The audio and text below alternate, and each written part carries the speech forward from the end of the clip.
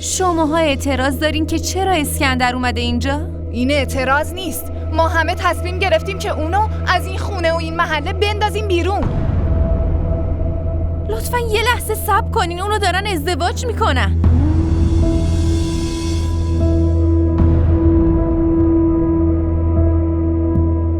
کیا؟ اسکندر و جانان.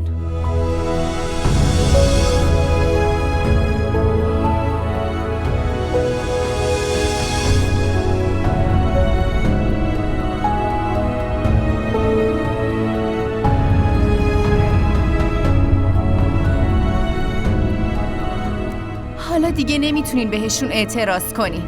چی داری میگی واسه خودت؟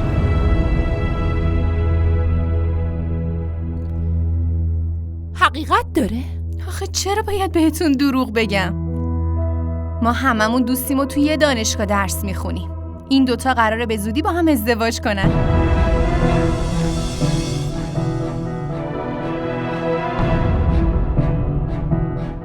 اگه درست باشه پس این دختر میتونه اینجا بمونه. اما تا با هم ازدواج نکردن این پسر نباید بیاد اینجا.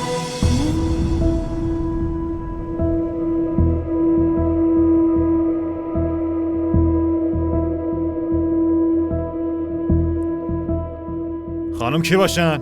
کسی میشناستش؟ آره من میشناسمش. دختر برادر مرحوم جاهد اشفاقه. که اینطور؟ پس ایشون دختر اشفاقه. جانان میخوایم از خودت بشنویم. یعنی تو میگی اینا میخوان با هم دیگه ازدواج کنن؟ اما به نظر نمیرسه که اینطور باشه. تو خودت باید بهمون بگی. اون داره راست میگه؟ نه دارم راستشو میگم. راستش جانان یکم استرس داره. جانان بهشون بگو داری ازدواج میکنی دیگه. فرید چی داری میگی؟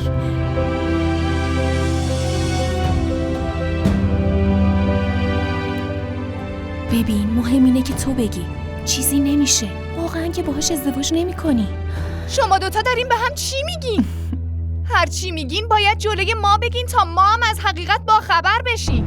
ببین دختر، حقیقتو به ما بگو. شما دوتا دارین ازدواج میکنین یا نه؟ حرف بزن. بگو.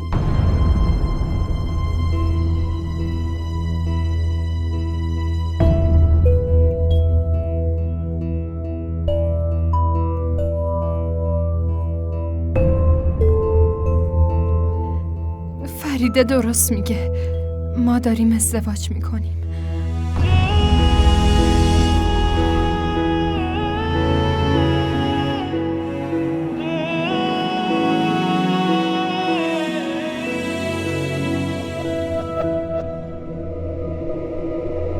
باشه دختر، حرفتو باور میکنیم، اما شرطش اینه که این پسر قبل از ازدواج دیگه اینجا نیاد.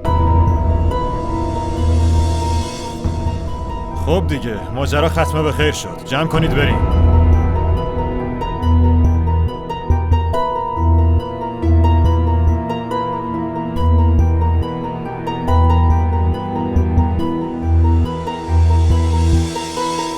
این چه حرفی بود جلوشون زدی؟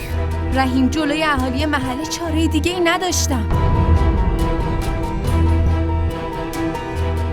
با هم بیا. تو کی هستی؟ چرا ولم نمی کنی؟ محض رضای خدا تنها بذاری. جز آبروریزی هیچی برام نداشتی. جانان فقط لب تر کن.